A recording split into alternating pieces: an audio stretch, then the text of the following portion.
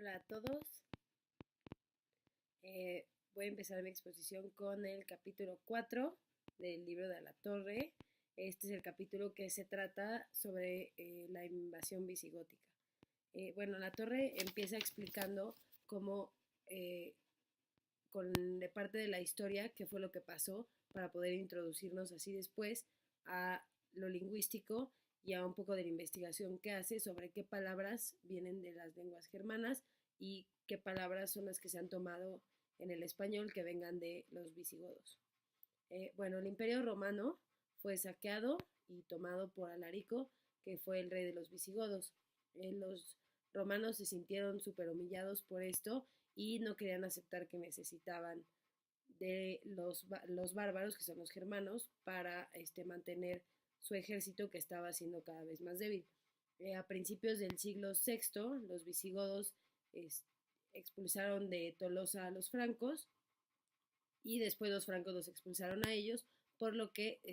llegaron a España, empezando por Cataluña, y de ahí se empezaron a distribuir por otros lugares de España. Hubo otros varios grupos que llegaron, como los suevos o los alanos, pero estos se fueron hacia otros lugares de España y los visigodos se quedaron con Cataluña. De hecho, en Cataluña, según La Torre, todavía podemos ver cómo hay algunos apellidos o algunos nombres que vienen de las palabras de los visigodos, como Elvira, Ildefonso, Rodrigo y Fernando. Después de que La Torre menciona esto, nos dice que tenemos que pensar el influjo gótico del protorromance en la lengua hispana como algo totalmente inseparable ya de lo que son las lenguas germánicas y el latín, porque esta como invasión de las lenguas germánicas hacia el castellano tiene mucho más tiempo de lo que la llegada de los visigodos a Cataluña. Eh, la palabra godo significa altanero y fue el nombre que les pusieron los romanos después de que los godos o los germánicos eh, terminaron con el Imperio Romano. Eh, cuando, los, cuando los visigodos estuvieron en la región del Danubio, en Germania, tomaron el cristianismo como su religión, pero los españoles nunca los tomaron como cristianos, sino pensaban que eran herejes. Entonces los visigodos nunca se sintieron parte de los españoles o de las personas de Cataluña, sino siempre se sintieron como segregados. Hay un libro que se llama Las etimologías de San Isidoro, en donde se utiliza el latín. Se habla en latín hablado en siglos anteriores, pero de todas maneras el autor decide recoger varias voces usadas en España en ese momento, que él dice, o sea, él menciona que no las toma como un latín culto, sino como un latín más vulgar, pero de todas maneras las utiliza. Estas, entre varias palabras que usa La Torre, una de ellas es catus, que significa gato, la otra es coniculus, que significa conejo, y la otra es catenatum, que significa candado. También hubo otro libro que se llamó Etimológicos Bizantinos, y en este libro el autor no hace una recopilación de las palabras por el hecho de las palabras, sino lo que hace es preguntarse de dónde son estas palabras, cómo son las palabras y cómo es que se usan esas mismas palabras.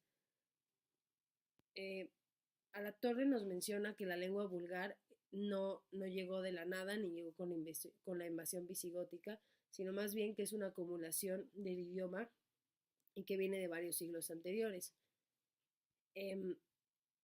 Posteriormente a esto menciona que en el siglo VII el latín hispano ya había evolucionado y había llegado a varias palabras como estas: